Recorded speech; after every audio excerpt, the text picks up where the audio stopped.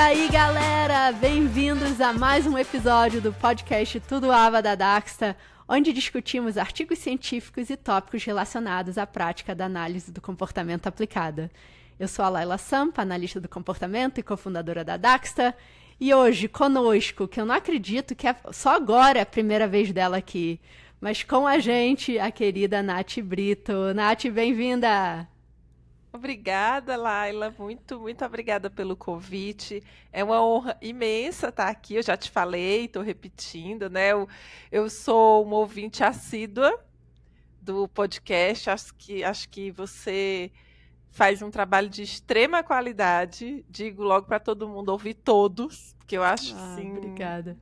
Muito bom mesmo, tá? E é isso. Estou aqui, estou muito feliz e vamos lá. Poxa, obrigada pelas palavras carinhosas.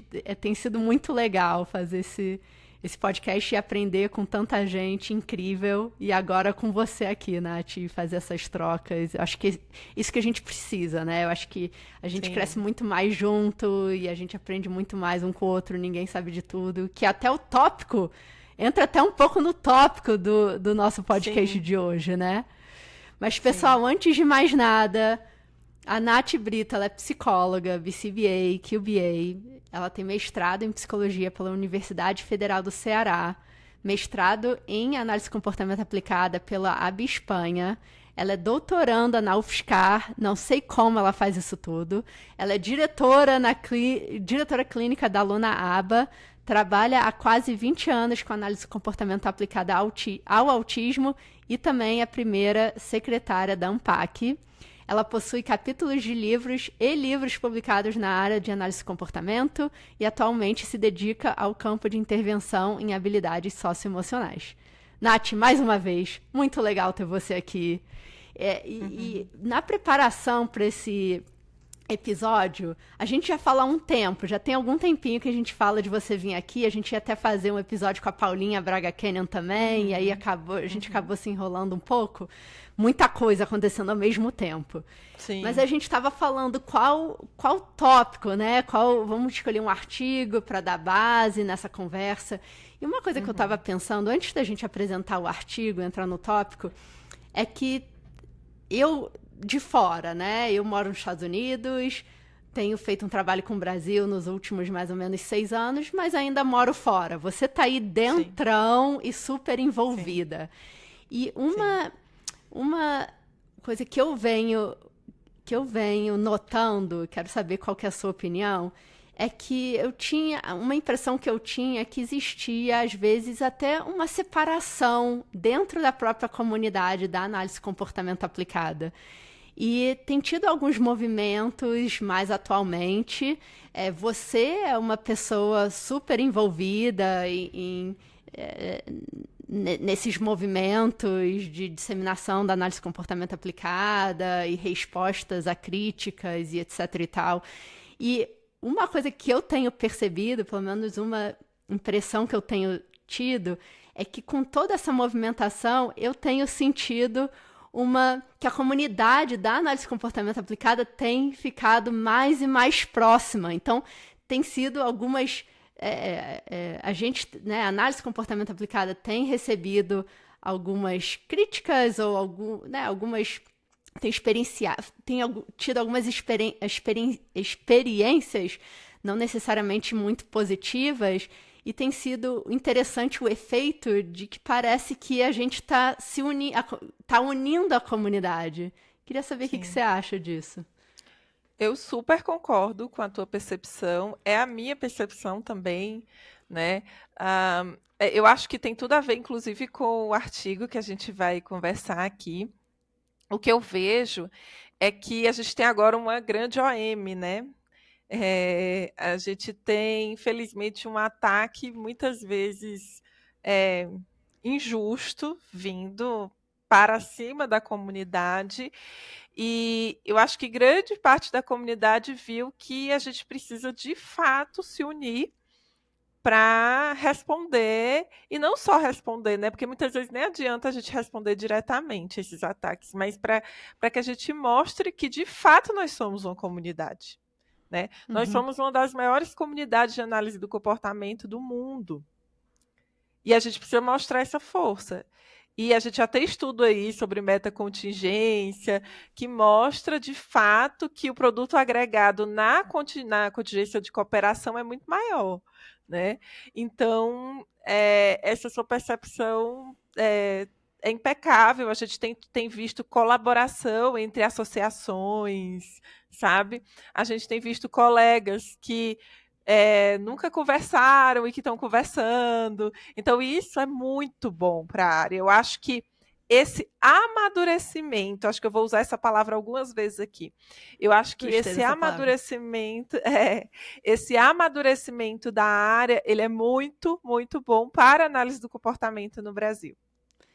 E a gente só tem a ganhar, né, com a colaboração. Já somos uma Sim, área relativamente pequena e, sim, poxa, com tanta gente incrível que faz um trabalho tão incrível, e sim, quanto mais a gente consegue se unir, poxa, né, consequência só tem a ser positiva, sim. não tem como não ser positiva, né, na minha Uhum, perspectiva. uhum, uhum, sim. Então, o tópico de hoje vai ser falando sobre como que a gente pode trabalhar nessa área de advocacia e de colaboração, de forma que a gente consiga ver esses resultados mais e mais positivos na disseminação da análise de comportamento aplicada.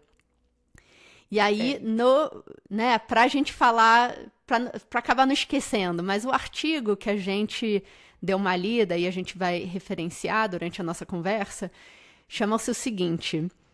Vamos lá no inglês, porque do português você vai ter que me ajudar nessa tradução, Nath. Mas, ó, for the love of this field, advocating and collaborating with a united purpose. Então, vamos tentar. Pelo amor desse campo, pelo amor advogando e por esse campo, colaborando né? por esse campo. Aham. Obrigada. É, Pelo amor por esse campo. Advogando e colaborando com uma proposta, com um motivo de união, com um motivo perfeito. de união. Legal. Então, a do Bob Rogers e da Dana Reinecke e Tricia Moss Lourenco foi publicado no Behavior Analysis in Practice em 2025, quase queimando a nossa mão quando a gente bota ali na tela de tão fresquinho Uhum, que esse artigo é. E a perfeito. gente vai referenciar esse artigo, mas a gente vai falar também no contexto do Brasil, Sim. né? Esse artigo, poxa, o pessoal querendo ler, a gente vai botar ali a referência aqui, né, aqui dentro, mas acho que vale a pena a gente começar com um resumo do artigo e aí a gente vai entrando na discussão como que isso relaciona com a nossa prática, como que a gente pode botar isso em uso. O que você acha, Nath? Acho ótimo, acho ótimo. Assim, for the love of this field, né? Of the field. Ó, ainda bem que foi você que falou o título em inglês, porque eu, pelo amor Você de Deus. foi ótimo, foi ótimo. Então, assim, eu vou te falar que o artigo ele me impactou, e quando a gente foi conversando, sobre quais a gente vai conversar, eu digo, vai ser esse aqui, né? Por quê? Porque eu acho que essa não é só uma frase de impacto, não é só uma frase bonita, ela representa quase que um grito coletivo. É um lembrete para a gente de por que, que a gente escolheu essa ciência, né? E eu Perfeito. acho que, para além de olhar para o artigo, a gente precisa olhar por que esse artigo está aparecendo agora. Vamos analisar a contingência, né, Laila? Por que, que a gente está falando disso agora? Por que, que a gente está falando disso? Por que, que a gente está falando tanto de compaixão? Por quê? Né? A gente não consegue descrever o comportamento sem olhar para o ambiente. Se a gente está falando de amor, análise do comportamento, é porque o contexto está pedindo isso. Né? E é justamente sobre isso que a gente estava falando. Eu acho que tem muito. Por mais que seja um artigo escrito numa outra realidade, a gente sabe também que a gente não vive num mundo isolado, né? Temos Total. contingências políticas aí envolvidas. E a gente realmente precisa muito, muito, muito falar sobre esse amor ao campo. Eu acho que ele fala, o artigo ele fala de uma de redescoberta no campo, uma de redescoberta do campo, na verdade, né? ele vai revelar algo que é profundo do nosso momento atual. A análise do comportamento, você pode até discordar um pouco de mim, mas ela é relativamente jovem quando comparada com outras ciências. E Concordo. ela cresceu, pois é, e ela cresceu muito rápido, né? E ela cresceu muito rápido, numa velocidade muito grande. E quando a gente fala desse amor ao campo, isso também vai revelar uma dor nossa. Uma dor de ver a nossa prática sendo distorcida, a nossa prática sendo pasteurizada, a nossa prática sendo comercializada a R$ 9,99, se torna na lista do comportamento a R$ 9,99, né? Então, eu acho que esse é um chamado por retorno, sabe? Não ao passado, porque eu acho que a gente tem que ter muito cuidado de dizer, olha, antes tudo era bom, ou antes tudo era ruim. Não, gente, antes, era outra contingência, era outra, Perfeito. né? Não é isso. Mas é um retorno ao propósito. Entende? Não é um Perfeito. retorno ao passado, é um retorno ao propósito. Por que estamos aqui? Por que fazemos o que fazemos?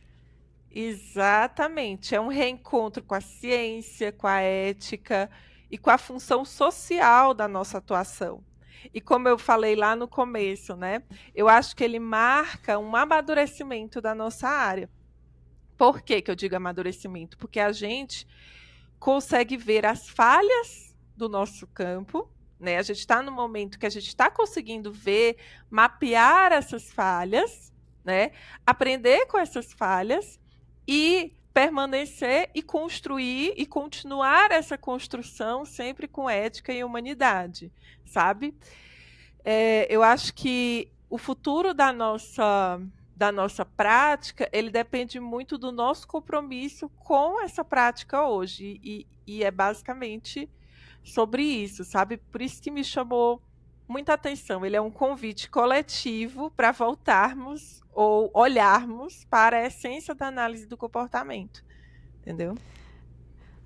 Eu acho que a gente pode terminar o podcast por aqui. Pessoal, obrigada por estar aqui com a gente. Não tenho mais o que falar. Mas eu adorei aonde que você foi com isso, Nath, porque eu concordo. A gente está aqui hoje, onde a gente está, na análise de comportamento aplicada, nesse estado que a gente está, porque a gente já caminhou, a gente já deu muitos passos para chegar onde a gente está. Né? E muitos passos muito positivos. E, obviamente, a gente vai aprendendo, e a gente vai melhorando, e a gente vai aprimorando, e a gente vai aprendendo mais. E é isso, né? Onde a gente está hoje é muito diferente de onde a gente estava 20 anos atrás, que vai ser muito diferente de onde a gente vai estar daqui a 20 anos. Daqui a 20 anos a gente vai olhar para trás e vai falar, caramba, olha o quanto que a gente já aprendeu e quanto que a gente já caminhou. Mas é um tópico super interessante que você também abordou, que quando... Talvez a gente tenha começado isso mais ou menos na mesma época. Isso não, trabalhar nessa área, ou estudar essa área mais ou menos na nossa época, na minha época. Mas aqui, eu vim para os Estados Unidos com 18 anos, fazer faculdade de análise de comportamento aplicada. E, na época, não tinha essa... Não tinha o que a gente tem hoje. Então, não tinha os planos de saúde que cobriam né, as intervenções em aba, os atendimentos em aba. E agora a demanda está muito grande. Então, tem muito mais programas, tem muito mais empregos, tem muito mais oportunidades de fazer esse tipo de impacto. Ao mesmo tempo, como que a gente mantém a qualidade e o motivo, né, o nosso motivo do amor pelo esse campo? Por que a gente está fazendo o que a gente está fazendo? Porque o nosso objetivo aqui é impactar e melhorar a qualidade de vida de pessoas, né? A gente está aqui para isso. É esse o nosso motivo. E o legal desse artigo, e pessoal, acho que, né, a gente não vai ponto por ponto no artigo, né? Mas acho que super vale dá uma lida nele. Não é um artigo muito longo, acho que são mais 8 páginas. Uhum. É em inglês, então a gente vai entrar em alguns tópicos dele no geral. Mas o legal dele é que ele é sobre. Vamos fazer uma revisão rapidinho para o Sim. pessoal saber do que é o artigo? Então tá. Então, basicamente, o artigo descreve uma associação ele vem da Associação de Análise de Comportamento Aplicada do Estado de Nova York. Nova Né? York. Aqui cada estado aqui tem a sua associação, né, normalmente. E eles, né, eles já fazem um trabalho há bastante tempo e eles falam sobre representatividade, né, e o impacto dessa representatividade dentro de várias outras coisas, mas acho que um dos tópicos principais que saltou para mim, foi de que como que a gente incorpora essa representatividade em termos de como que a gente incorpora paz, Sim. como que a gente incorpora as próprias pessoas que recebem o nosso serviço, que vai ajudar não só a nos informar em como a gente pode fazer um trabalho melhor ou de maior qualidade, mas também ajuda a fazer essa comunicação externa. Sim, sim. Eu acho que ele fala muito de advocacia, né? Ele traz alguns exemplos, assim, que eu acho que nós, enquanto analistas do comportamento, a gente lê contingência, né? E a gente precisa, obviamente, olhar para dentro da nossa história, o que já foi feito, mas também olhar para fora o que deu certo, o que não deu certo. Então, tem um momento lá no artigo, eu não sei se você lembra, que ele até fala, eu não sei se vou lembrar de detalhes específicos, mas ele fala Tô com ele assim, aberto porque... aqui, tô com ele aberto aqui. Ah, é perfeito. Que ele vai falar de quando eles foram fazer uma licença para analista do comportamento lá no estado de Nova York. Quando eles foram criar essa licença de analista do comportamento, né, um dia antes, e parece que foi muito resultado da advocacia dos pais, né? E um dia antes da lei entrar em vigor, eles colocaram um critério de que o analista do comportamento ele também teria que ser ou um psicólogo ou um profissional da área de saúde licenciado. E isso fez com que tivesse pouquíssimos analistas do comportamento no estado, eles até falaram era menos de 100, e isso foi horrível para a comunidade da área, porque as pessoas não queriam ser analistas do comportamento lá, né? As pessoas que iam se formando em análise do comportamento iam saindo porque não era atrativo ficar, e aí eles acabaram diminuindo, eles foram criar essa licença, eles diminuíram mais o acesso né? Achando que estavam fazendo uma coisa super legal e acabou Exatamente. impactando. Total. E acabou impactando. E aí eles disseram que depois, para reverter isso, né, deu um trabalhão, mas foi também muito parte desse trabalho de advocacia, da comunidade. E eu acho que é muito bom a gente olhar para essas experiências, porque assim, nesse momento agora no Brasil, Laila, você deve estar acompanhando, acho que você viu lá um pouco, eu ouvi o podcast de vocês, o episódio lá da nota técnica. A gente está no momento crucial. A gente está discutindo sobre regulamentação, a gente está discutindo sobre quem é o analista do comportamento, né? E eu acho que essas experiências elas são importantes para nos fazer olhar para o que funciona, o que não funciona, contingências que funcionaram, o que acontece.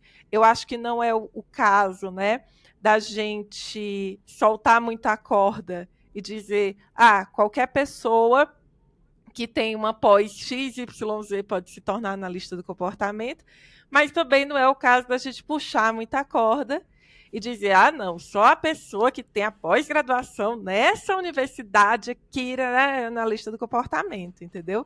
Quando a gente faz isso, a gente está dando um tiro no próprio pé, né? Então, é uma discussão muito longa, é um debate muito intenso que a gente vai precisar ter, a gente já está vendo esse debate começando a acontecer, a gente da ANPAC já fez vai ter outro lá que o pessoal do Paradigma vai fazer, vai ter na ABPMC, então a gente precisa debater isso, mas debater olhando para o campo, olhando para a população, olhando para o Brasil, que é muito diverso, né? Olhando para as diferentes realidades do país, de acesso, de proteção ao consumidor, entendeu? Total. Então, a gente está exatamente nesse momento. E principalmente, Laila, uma coisa que ele fala no artigo que quando eu incorporei isso para a minha prática, eu acho que isso mudou muito a minha forma de ver o campo, né? A gente precisa ocupar os espaços. Nós analistas do comportamento, também precisamos ocupar os espaços de fala. Nós precisamos falar pela análise do comportamento ou outras pessoas que não têm qualificação, que não entendem de análise do comportamento, vão falar por nós, né? Sim. E ele fala muito sobre isso. Então, assim, eles criaram, né, essa associação para falar sobre análise do comportamento, e eles falam muito da importância de você ter representantes também do consumidor nessa associação para ouvir esse representante. Eles falam das características, dos comportamentos desses representantes, enfim, muito legal.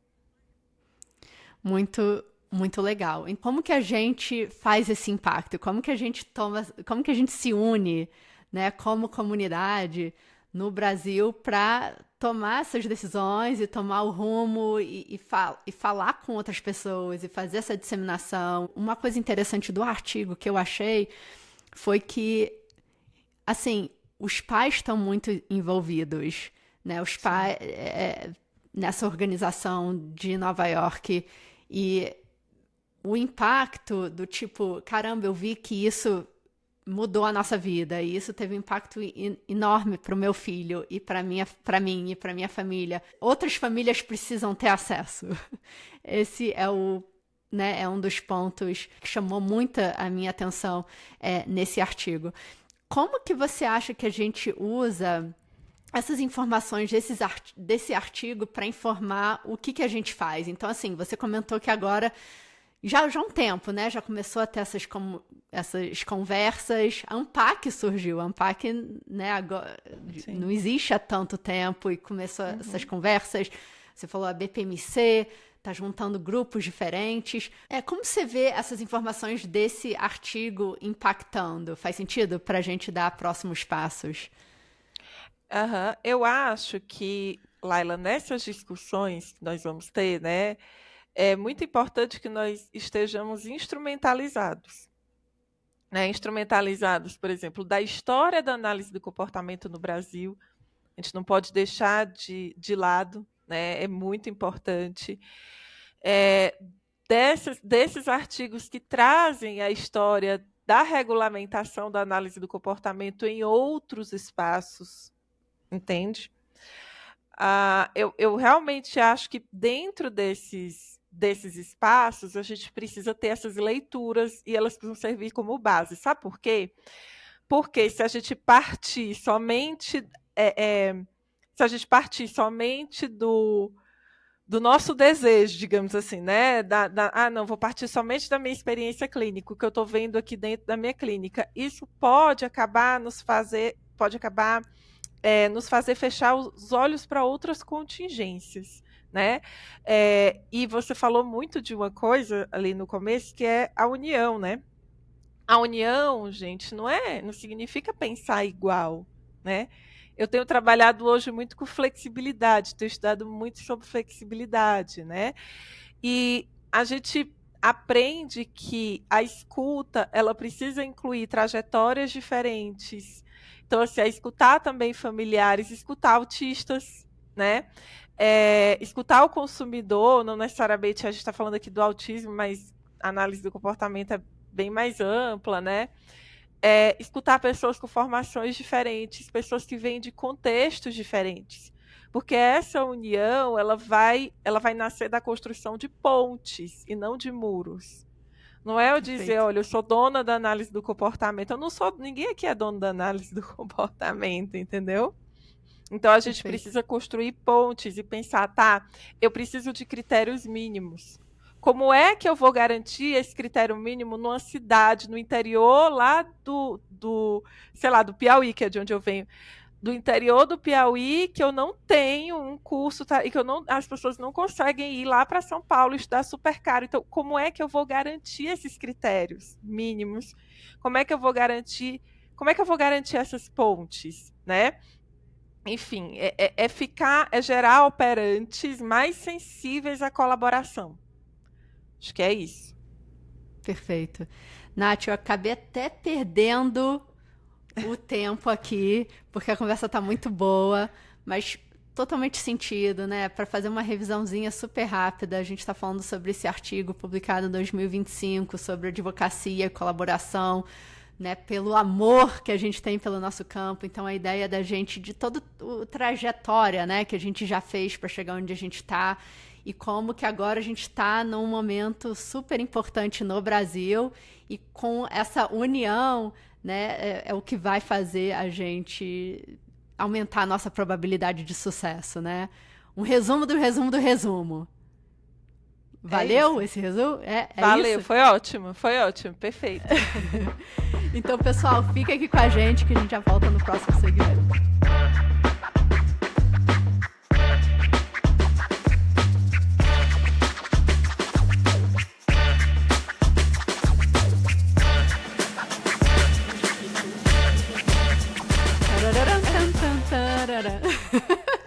Voltamos do segundo segmento do podcast Tudo Aba.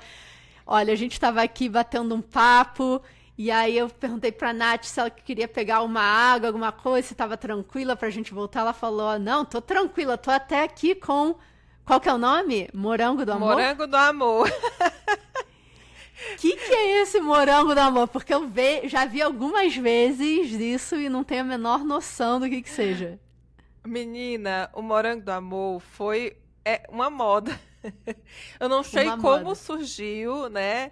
E basicamente é um morango. Eu não vou mostrar pra vocês, gente, senão vocês vão começar Não, a mostra aí pra gente. Mostra aí, o Olha, pessoal que tá no vou YouTube. mostrar, mas ele já...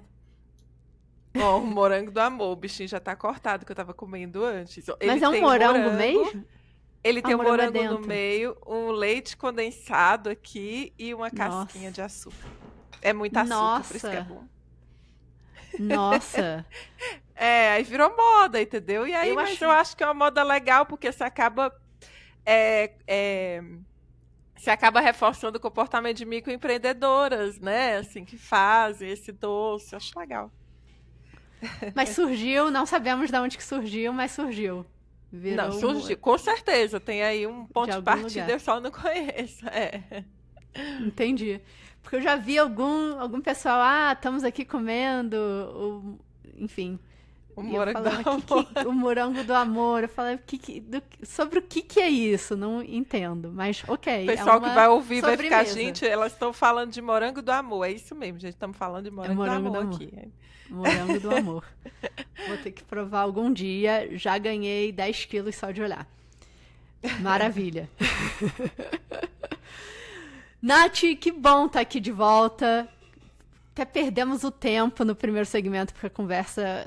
Esse tópico é super importante, né? Como você falou, a gente iniciou um pouco dessa conversa aqui no podcast com a doutora Leila Bagaiolo e a Paulinha Braga Canyon, quando a gente estava discutindo a nota técnica, até fez a pergunta sobre relação com regulação. E uma coisa que é muito legal que você está trazendo, importante, que é essa colaboração, a importância da gente se falar, a importância, né, da gente fazer... a união não faz só o açúcar, né? Sim. Essa piada ainda vale? Ainda faz sentido, não? Acho união, que sim, não. Aqui união faz a união faz açúcar, faz a força. Legal. Então, assim, quando a gente está discutindo esse artigo, eu acho que é interessante, independente de que seja... Né, que esteja vindo de Nova York, obviamente a realidade brasileira é outra, mas acho que ainda tem o valor que a gente pode aprender com o que foi feito e o que deu certo, o que foi feito e o que não deu certo, e tentar fazer uma adaptação para a nossa realidade, né, para a realidade brasileira. Você deu até um exemplo, né, de como o que os autores trazem, né? Que foi o caso da licenciatura, e eles fizeram algumas condições específicas, achando que ia ser super positivo, e acabou tendo um impacto muito negativo, enfim. Então, eu, né, imagino que tendo essa união de pessoas com perspectivas diferentes, poxa, só tem a adicionar, né? Porque agora você consegue ter considerações diferentes juntos enquanto ainda está trabalhando para o mesmo objetivo. Porque você tá todo mundo ali né, que pensa da mesma forma, que, né, de repente a gente pode acabar perdendo ou deixando de identificar tópicos que sejam super importantes para essa conversa, né? Uhum. E então, assim, pensando na realidade brasileira, né? Você comentou a formação, comentou por alto, a formação acadêmica, às vezes, né, tem muitos cursinhos no Brasil, cursinhos, às vezes, de um final de semana, que dizem que você vai virar na lista do comportamento, outros cursos de, sei lá, 2 anos, né, de pós-graduação. Práticas clínicas. Agora a gente tem a nota técnica no Brasil, Sim. né, que acho que é um super passo para ajudar a fazer essa estruturação com mais qualidade para a prática clínica. Mas ainda tenho, acho que é um primeiro passo, né? Como que você vê a realidade brasileira, de repente essa nota técnica ainda impactando essa realidade brasileira e próximos passos para isso? Faz sentido a pergunta? A gente pode ir por partes. Faz. Olha, a nota técnica do CFP, né, ela foi um marco. Foi realmente, as meninas fizeram um trabalho excelente ali, fizeram um trabalho político e que deu um fruto muito bom. Porque ela é o primeiro documento, assim, vindo de um conselho, né, que reconhece publicamente a necessidade de padrões técnicos e éticos dessa prática de aba, né? Ela fala claramente de supervisão qualificada, fala de carga horária mínima, fala de escopo de competência, coisas que podem fortalecer a nossa atuação, né? É uma ferramenta que a gente pode usar para pressionar plano de saúde, política pública, sim, a exigir uma formação adequada. Eu acho que ela é um pontapé inicial e a gente ainda precisa fazer muita coisa, tá? Além de conhecer, discutir e divulgar essa nota técnica pela comunidade, a gente também precisa discutir mais sobre essa formação e regulamentação do analista do comportamento do Brasil, por exemplo, né? A gente ainda tem muitos problemas, Laila. Então, por exemplo, a gente não tem um CBO, não sei se sabe o que é CBO, um Código Brasileiro de Ocupação, por exemplo, que é o de Código análise do Brasileiro de comportamento. Ocupação? É assim, aqui no Brasil, a gente tem um código para diferentes profissões, digamos assim, né? E esse código, por exemplo, a gente tem um CBO, se eu não me engano, a gente tem um CBO para manicure, né? A gente tem CBO para várias áreas, a gente não tem CBO para, por exemplo, técnico, acompanhante terapêutico, não tem. Por isso que vira psicólogo, então. Então, por isso que chama...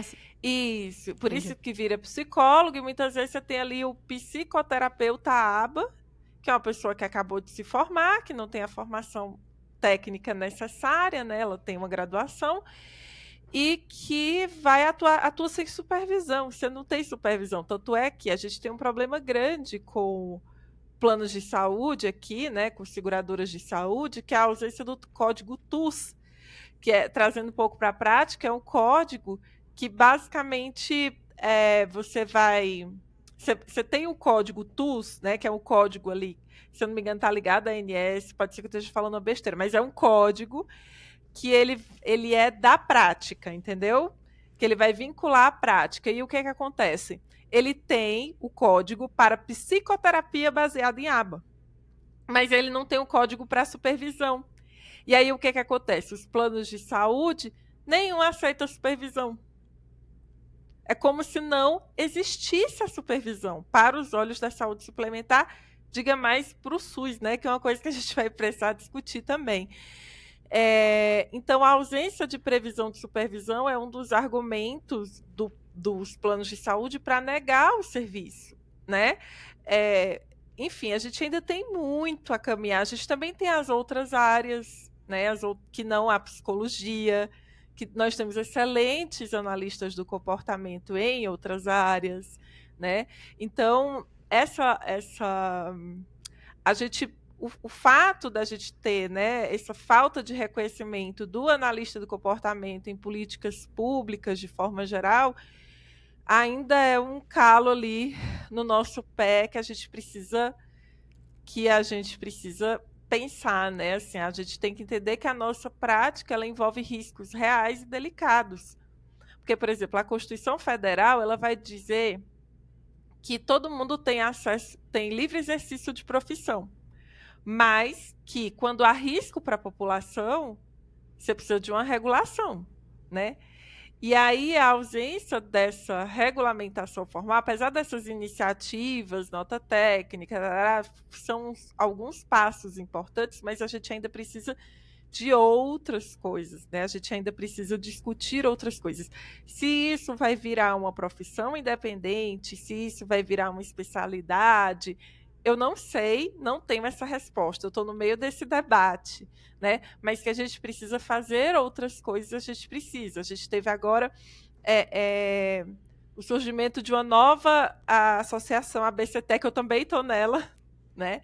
A ABCT, que é uma associação de clínicas, que também está aí para tentar discutir algumas dessas questões. Então, nós estamos no momento, apesar, né, das dores, como eu falei lá no começo, nós estamos num momento muito propício para a discussão. E uma coisa que eu digo, Laila, as pessoas estão cansadas, tá?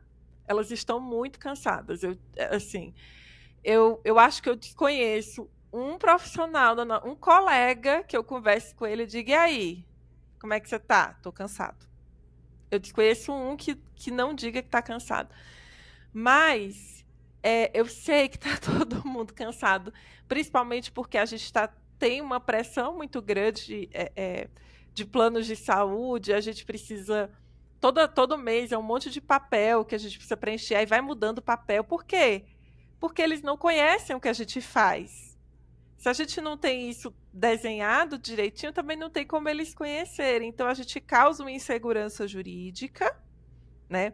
Essa insegurança jurídica, ela vai, obviamente, ter uma consequência em cima do nosso comportamento. E aí a gente vê quadro de burnout, de esgotamento, de cansaço. Mas, o que eu ia dizer? Apesar desse cansaço, a gente está no momento certo para lutar e para buscar reverter isso, sabe? Estamos com todas as contingências ali.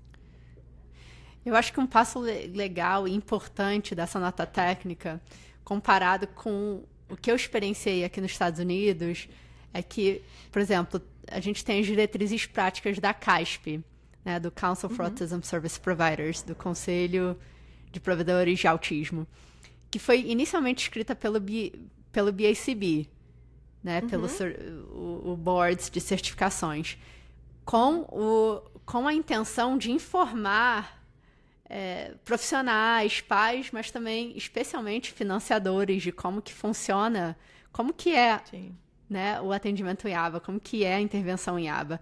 Porque é o que você falou, né? Nós somos os experts nesse tópico, então é importante que a gente ensine, que a gente fale como que funciona, né? Então, se não vier da gente, vai vir de algum outro lugar. E eu acho que a nota técnica vem nesse momento super interessante para descrever mesmo como que funciona. Com essa nossa nota técnica dentro do Conselho de Psicologia, a doutora Leila Bagaiolo falou, inclusive, no outro episódio do podcast, que não limita a aba para psicólogos. E acho que foi um ponto importante, né, da nota técnica, que diz que não são só psicólogos que são analistas que podem, do comportamento. Que são analistas do comportamento.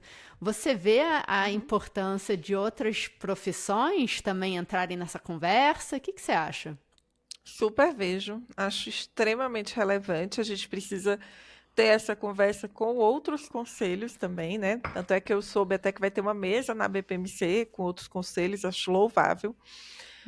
Então a gente precisa conversar com as outras profissões. Esse talvez seja até um caminho, né, da análise do comportamento aí como especialidade de várias profissões. Talvez esse seja um caminho, né, que esteja aí sendo traçado, mas esse não é o único caminho. E eu acho que é essa conversa que a gente precisa ter. Quais são os caminhos?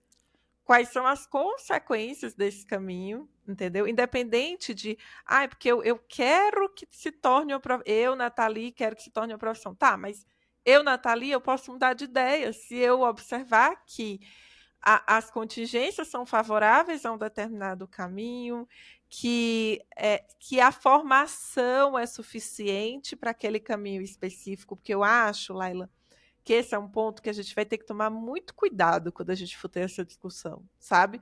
Será que a formação que a gente está propondo dentro de um determinado caminho para se tornar analista do comportamento, ela é de fato uma formação suficiente? Por exemplo, né? A gente fala muito das pós-graduações.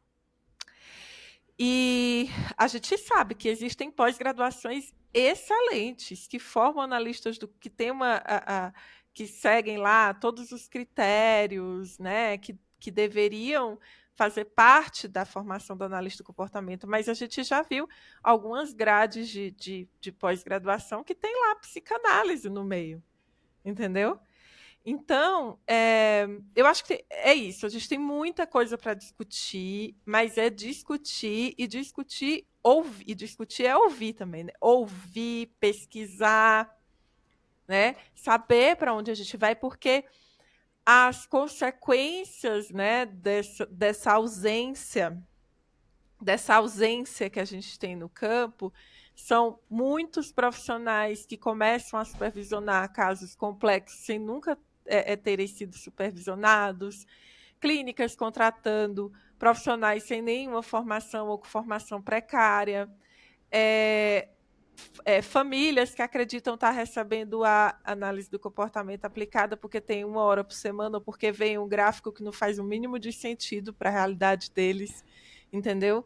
Então, esse cenário é um reflexo de um sistema sem né, essa regulação e sem a responsabilização efetiva. Então, eu acho que uma coisa que aconteceu aqui no Brasil, né, é que a gente tem um histórico muito, muito forte da análise do comportamento dentro das academias, né? A gente tem um berço filosófico da análise do comportamento, a gente tem excelentes analistas do comportamento que produzem ciência, que produzem filosofia, que produzem... E aí, o que acontece?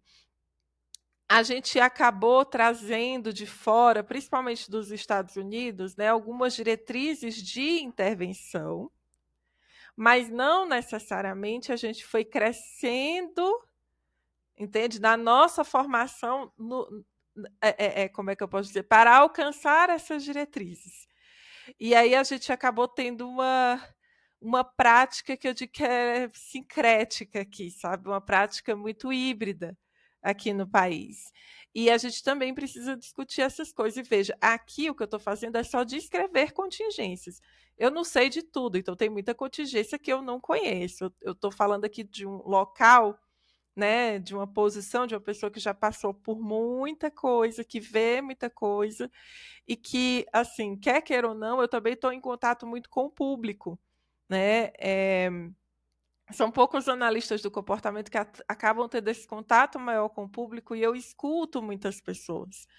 Então, tem muita coisa para a gente discutir. Eu sei que eu estou só falando disso, talvez seja até um pouco repetitivo, mas é porque a gente está com a faca e o queijo na mão. A gente precisa sentar na mesa e conversar. E que bom que essas conversas já estão organizadas, né?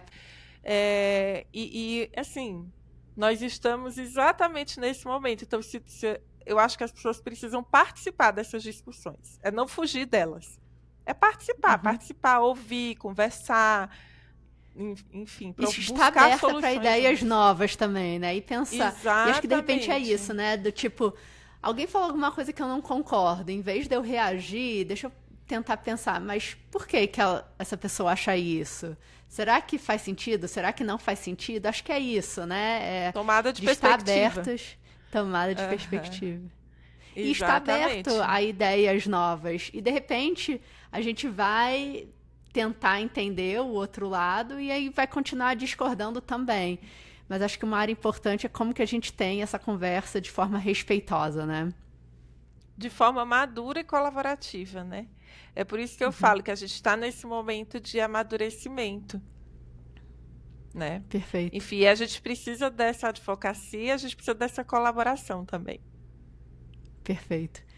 Nath, você não vai acreditar, mas já estamos indo para o terceiro segmento. Pessoal, Nossa! fiquem aí com a gente já volta.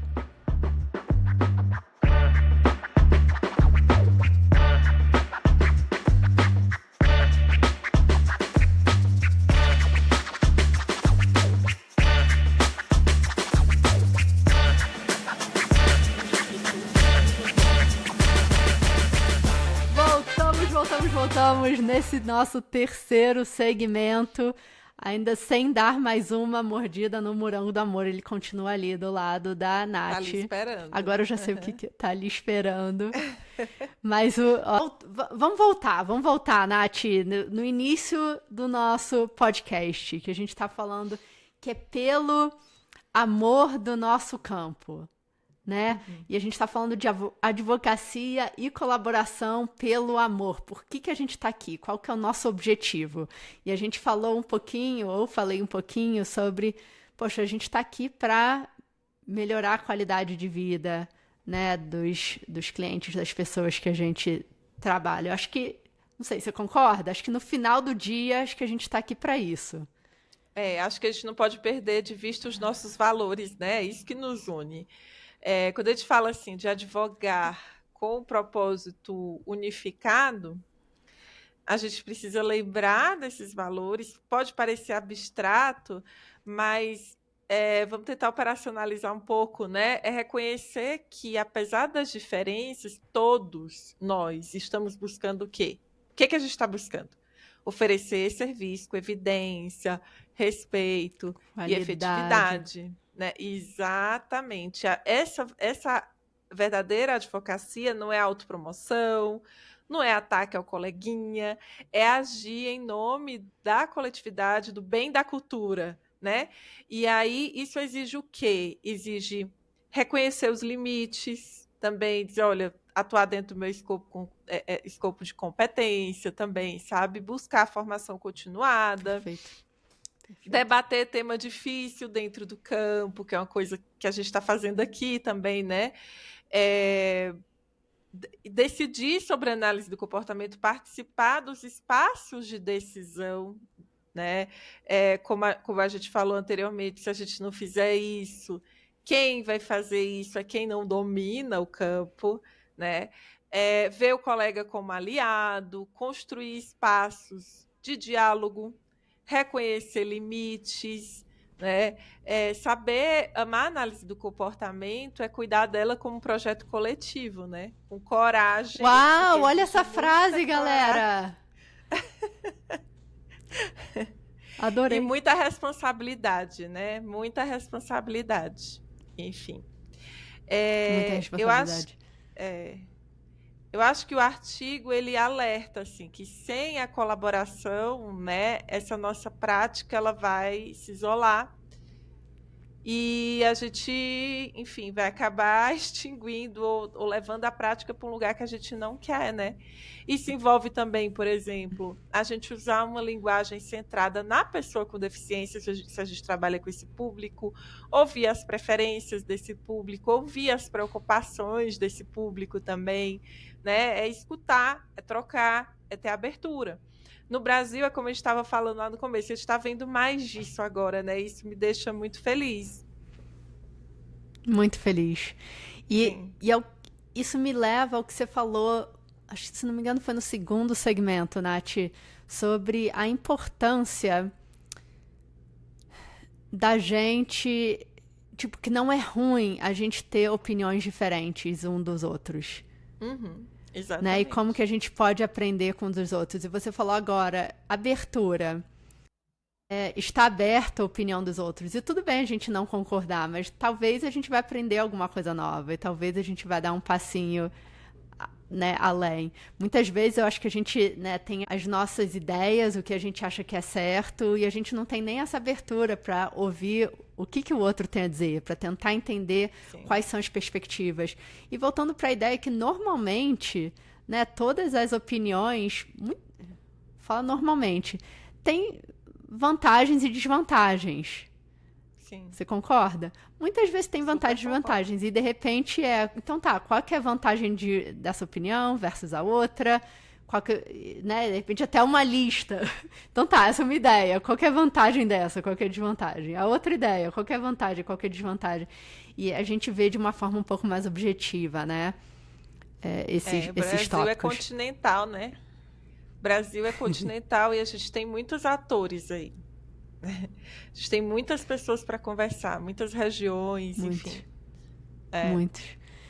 Então, que legal, né? Então, quando a gente está falando de práticas de colaboração, que legal que tem associações que estão tendo essas conversas entre Sim. elas, né? Agora vai ter eventos que estão unindo associações e pessoas e grupos de pessoas diferentes e eventos sendo divulgados exatamente com esse tipo de objetivo. Ao mesmo tempo, a gente está sendo muito bom em falar com nós mesmos, né? Como que você vê essa importância de também falar com o público mais externo? Como fazer essa disseminação? Uhum. Eu acho que a gente precisa furar um pouco da bolha, sabe, Laila? Eu gosto de dizer para os colegas assim, se exponha. A gente trabalha tanto para os nossos aprendizes se exporem, né? No momento da gente se expor, a gente dá para trás.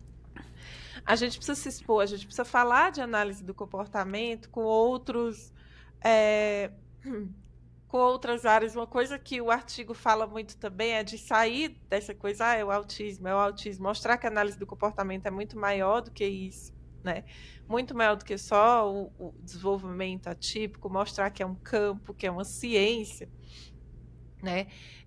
Buscar também instituições, buscar a família, buscar conversar com a sociedade. Então, eu acho muito, muito importante a gente abrir esses canais, sabe? De conversar mesmo, de fazer política, sabe? Uhum, uhum. E assim, agora a gente está no futuro, né? Vamos de 2025 para, sei lá, 2030, 2035, daqui a 5, 10 anos. A gente se teletransportou. Onde que a gente vê? Onde você vê, Nath, a gente chegando? E depois acho que seria legal a gente entrar no que a gente pode fazer hoje para chegar lá. Olha, apesar de Pergunta, cansada, pergunta simples, pergunta simples. muito assim, eu queria assim, minha bolinha de cristal, entendeu?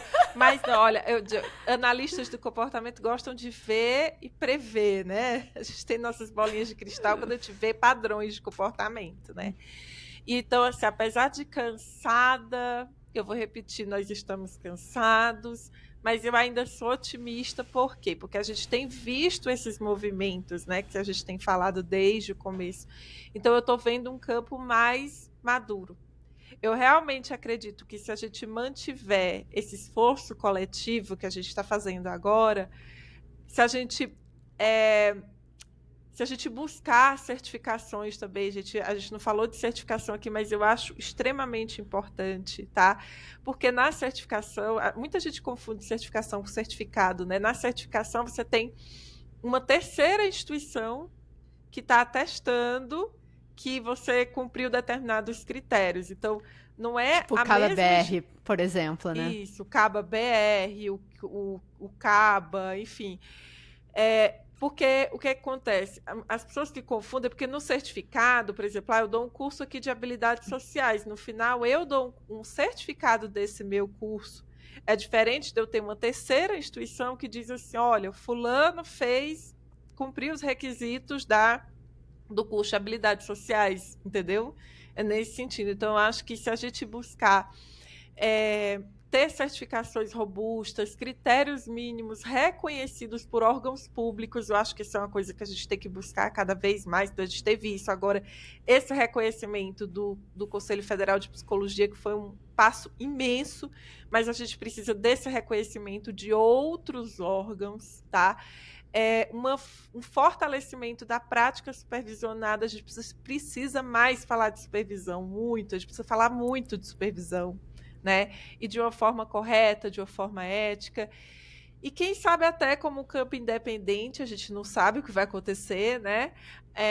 Essa resposta eu não tenho, né? Ela vai vir das discussões que a gente conversou. Mas eu acho que é isso, que se a gente conseguir fortalecer essas coisas e continuar amadurecendo nesse sentido, a gente vai ter uma análise do comportamento mais forte aqui no país, sabe? E eu acho que, além disso, a gente tem visto um movimento muito direcionado a intervenções humanizadas, culturalmente sensíveis. Isso é uma coisa que eu vejo a gente discutindo muito e que é muito importante. E muito voltadas à qualidade de vida, né? Mas, assim, para que isso aconteça, eu acho que a gente precisa garantir, Laila, que o crescimento ele não vai acontecer às custas da qualidade, né? O futuro da análise do comportamento aplicado no Brasil vai depender da coragem que a gente vai ter agora para dizer, olha, isso aqui eu não sei trabalhar com comportamento severo, por exemplo, eu preciso estudar mais, isso aqui precisa mudar. Eu vejo com muito otimismo, mas eu também vejo com muita responsabilidade, né? Muita Enfim, responsabilidade. Eu gosto de dizer que quem está vivendo esse momento está no momento histórico, que vai poder lá na frente dizer, olha, eu vivi aquele momento, eu vivi aquele espaço. Total, Enfim. total. E você trouxe um tópico tão importante, né, desse escopo de competência, né? Muitas vezes às vezes a gente se sente mal de falar, putz, eu não sei, né? Não sei fazer isso, ou nunca trabalhei com isso. E assim, não saber. Eu, pessoalmente, gosto de ver essa oportunidade, ver como uma oportunidade, do tipo, caramba, eu não sei, que legal, posso aprender. Não, eu não sei, vou buscar alguém que saiba, que possa me treinar. Eu posso, né, posso ter um treinamento, uma supervisão, uma consultoria, etc e tal. Sim. Mas volta na responsabilidade, porque no final do dia a gente está falando de vidas de pessoas. Perfeito. Mas eu acho que você trouxe tópicos tão importantes, Nath. Eu espero que a gente chegue, né, daqui a uns 5, 10 anos, entendendo realmente melhor como, de forma global, né, qual que é o papel do analista do comportamento, como que é o papel do supervisor, e o supervisor realmente atuar como aquela pessoa que é o responsável pelo cliente que ele está supervisionando e pela equipe, né, que está trabalhando com aquele cliente, né, enfim, e eu acho que você tocou num ponto super importante que eu, vendo de fora, concordo, que vamos falar muito mais sobre supervisão, porque ultimamente vai ser um diferencial muito, muito grande nos resultados do trabalho que a gente faz. Sim. Mas, além disso, né, de como que a gente tem essas conversas com profissionais, como que a gente envolve famílias, como que a gente envolve a sociedade, como que a gente aumenta essa representatividade, né? Próprias pessoas que recebem o serviço que a gente faz, o atendimento que a gente faz, ter essa abertura a ouvir e querer realmente, né? Querer realmente saber deles o que eles estão achando, como que a gente pode melhorar, usar a linguagem deles. O artigo traz isso, né?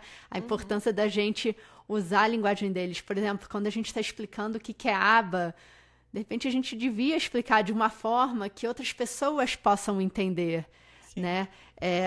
Porque aí esperamos que a gente elimine essa conversa de que aba é ciência versus aba é método, que sim, 6 anos depois já tem anos e anos e anos e a gente ainda, né, tá tendo só o protocolo, essa, né, Laila? Conversa. E é o protocolo. Eu achei que melhorou um pouco, mas ainda né? Qual o protocolo que você usa, né? Ai, gente. É isso que tá falando, mas tem, né? muito disso.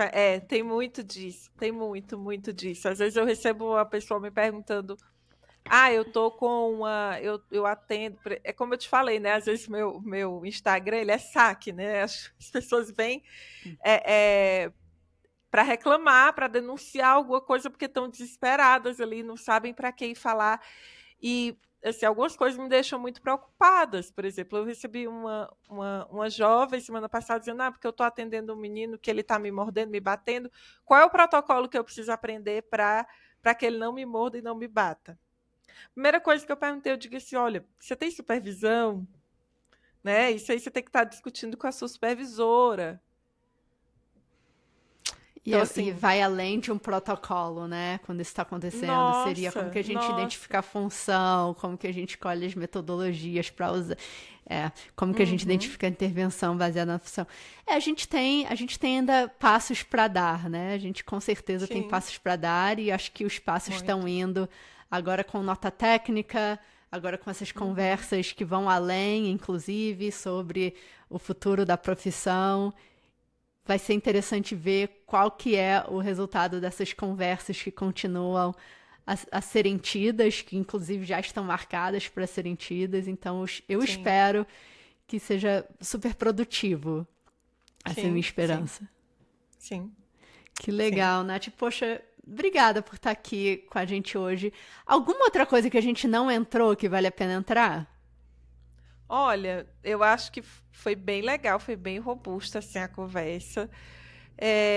Eu acho, Laila, que a gente precisa assim começar a reconhecer que nenhum de nós vai fazer isso sozinha ou só na nossa bolha, né? A gente precisa romper com o modo de, especialista solitário, migrar de fato para uma cultura de comunidade, né? E aí buscar formação, compartilhar boas práticas, supervisionar com responsabilidade, apoiar quem está começando com, né, generosidade e ser sensível às diferentes realidades do país, né? Que é muito, muito importante isso, assim. Eu acho que é Total. muito do que a gente pode fazer hoje, né? Com certeza. A gente já pode começar nesse momento, né? Sim. Ah, ah, Poxa, que legal. Nath, queria te agradecer mais uma vez de ter aceitado esse convite e vir aqui bater esse papo. Super importante por todo o trabalho também que você faz e está fazendo de, de união mesmo do pessoal e ajudar a dar direcionamento também. E é importante ter pessoas que estão abertas, né, a conversas difíceis e a conversas importantes e a perspectivas diferentes. E enfim, e é isso que vai continuar fazendo a gente dar um passo para frente de cada vez, né? Eu acho que é mais Sim. ou menos isso. Perfeito. Nath, pessoal querendo te achar, quem ainda não souber do seu Instagram, por exemplo, onde que te acha? Gente, lá é bem fácil. É Nathalie, Natalie, underline Araripe. Araripe é um sobrenome bem nordestino, viu? Araripe. Araripe. Você me acha Maravilha. lá fácil no Instagram. Maravilha. Mais alguma coisa que você queira compartilhar com o pessoal, Nath? Não, assim, acho que só agradecer muito, foi muito legal, passou muito, muito rápido, nossa. Dizer pro pessoal, gente, ó, sigam estudando, sigam supervisionando, sigam se apoiando. A análise do comportamento aplicada no Brasil está em construção. Eu sei que é uma agonia, a gente quer que as coisas fiquem prontas, mas essas coisas demoram, né? E a gente precisa dar cada passo com responsabilidade e afeto, que é isso que vai nos aproximar de um futuro, né, mais justo, mais técnico, mais humano. E agradecer a todo mundo que esteve aqui com a gente até o final e dizer, gente, esse campo vale a luta. Tamo junto. A gente faz a diferença na vida de muita gente, né, Nath? A gente tenta, né? Acho que sim. Pessoal, vocês que estão aqui com a gente, muito, muito obrigada. Se vocês tiverem feedback, sugestões, comentários, mandem pra gente aqui nos comentários do YouTube ou então no Instagram da Daxa Brasil e a gente se vê na próxima. Tchau, tchau.